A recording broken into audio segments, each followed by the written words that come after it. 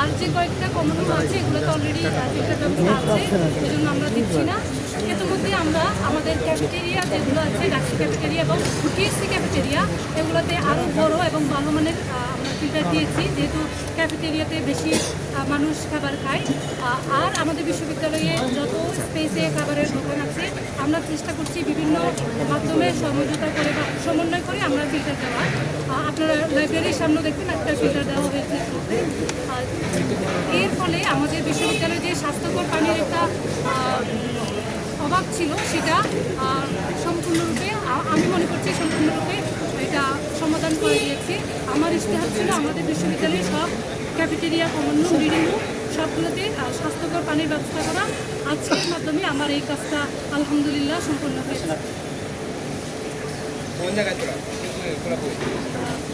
আমার আরও বেশ কয়েকটা কাজ চলমান, আশা করছি আমি আমার কাজ সম্পূর্ণ পূরণ করবো। এর বাইরেও শিক্ষার্থীদের যে চাহিদাগুলো আছে সেগুলো আমাকে জানালে আমি পূরণ করার, তাদের সমাধান করার চেষ্টা করব।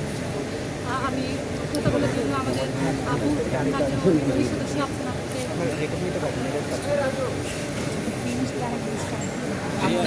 মাঝে আসবেন।